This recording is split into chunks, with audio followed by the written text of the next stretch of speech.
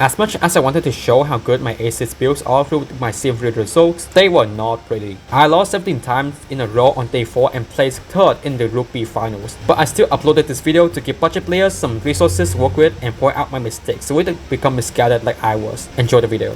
Hello, this is Secondary. I'm a semi-competitive, free-to-play Umamusume player. Before I continue with the video, I want to add a disclaimer. Not everything I say is 100% proven, but I'll try my best to credit my sources in the descriptions. And if you know more about the topics I'm going to discuss in this video, please correct me if I say anything wrong. I'll use my CM3A Saturn Suzuka as an example for my strategies. I know CM3 has already passed, so I won't go deep into the general info like the race track conditions, meta aces, etc. Instead, I'll mainly focus on some specific information that we need to understand to make use of our budget. Though this video is less of a universal guide and more so my personal experience in preparing CM3, so don't expect a lot of useful tips from me. Please try to research on your own and create a build that works best for your Uma. One of the most important information to know when preparing our Umas is knowing what stats and skills we should prioritize. Since most guys have already covered the recommended skills, I'm gonna talk about stats priority. Obviously, we need max speed, enough stamina and guts first, but what about power and width? Generally, power is prioritized over width because you need high acceleration to hit max speed quickly, especially in sprint and mile races. However, frontrunners need to have both high power and width because the objectives for fronts are to reach first place as soon as possible in the early race and maintain the place for the rest of the game. We chase the first position in the early race with groundwork, and since it's a skill, we need to make sure it can be consistently activated by having high width. Don't believe me? Look at this Zeon that's trained by Charles compared to this Hijama that's trained by Rednu. There's a clear difference in stats priority. Of course, we can't reach these numbers with budget builds, but at least we can understand the stats priority and make the best ace possible with those principles in mind. The only reason why I believe many fronts go for more power in CM3 was to fight against front blockers, because in CM3 the two reliable uniques for fronts are angling and skimming and Victoria for plancha, which requires you to be on the first place by the time you enter the late game. By having high power, you can at least accelerate without these skills when you're blocked. Now I have a problem. I'm a PC student and I can only spend like 1 hour on Umamusume every day, meaning that preparing for CM is extra difficult for me. So some suggestions I've made are different from the guys you might have seen. For parents, my sparks priority is groundwork sparks and green skill sparks, then mile sparks, and finally other sparks such as corner skill sparks, stamina sparks, or power sparks. I wasn't sure if this is the best priority list, but I needed groundwork and the deck that I had didn't come with any green skills that I wanted. When I started preparing for CM3, I knew that I wouldn't have a lot of time to train the parents, and I only wanted to inherit angling and Victoria. So not only did I buy the parents for my parents, I chose Taiki Shuttle as my main parent because she's a sprint mile runner with the least A aptitudes that I had, which increases the chance of getting mile sparks and also means I don't have to worry too much about stamina training. For Taiki's parents, I just spam as many stamina sparks as I could, and I used a recommended parent deck. Out of the 4 Taikis I've rated, I chose this one with 2-star groundwork, 2-star wet conditions, 1-star power, and 1-star mile. Training Akuno Plaza was so painful for me simply because she needs to place first in Arabic K9 as her final career goal. Thankfully, with just this one LBSR Mahatat Cafe, I managed to push through and got 1-star groundwork. What the hell?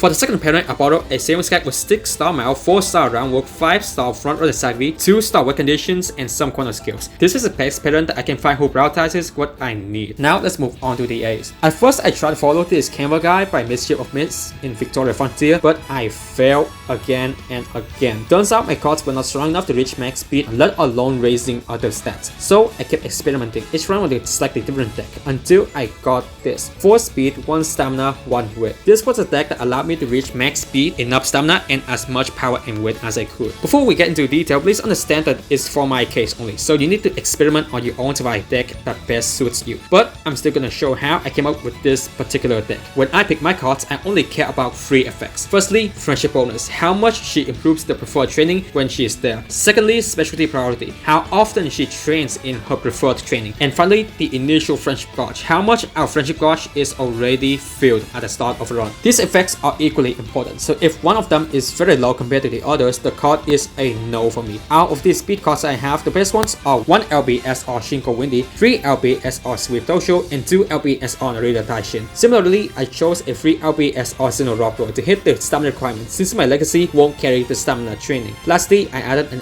MLBSR that was Scarlet to get more width. My goals in career are generally simple. During junior year, I tried my best to increase all friendships to orange and race in Asahi High Futurity stakes. During Classic year and Senior year, I prioritized 2 speed rainbows, Children races, and finally other rainbows. I also tried to hit 60k events before Senior. Depending on the current training, I may choose to rest if I have 60 energy or less. For events, I prioritize options that give me energy and mood, then stamina, power, and wit. The specific stat requirement during career depends on your Uma and must be gained through experience. Personally, I try to hit 700 speed, 400 stamina before Senior, and 1000 speed, 525 stamina before URA. Of course, getting groundwork, mount S, and relevant skills requires a lot of time, but at least I was able to consistently hit the stats requirements, and at last I got all that I needed. The moral of the story is that there's no one size fits all in preparing CM. Guides can only do so much as giving you UMA rankings, final stat requirement, and recommended builds. You must experiment with your own build through multiple runs and change your plan if you don't have enough time. If you're unsure if your build is good or not, you can always ask for help from other people. Personally, I don't like chasing metas, nor do I like grinding day and night for a platinum title, because I know my limits and I know that I can only go this far with my low level deck. But I want my Oshi to be able to race in the finals, and I know some of you who are unlucky like me wants your OC to succeed as well. Please don't rely too much on guides. It will be much more satisfying when you create your own plan for CM. Thanks for watching.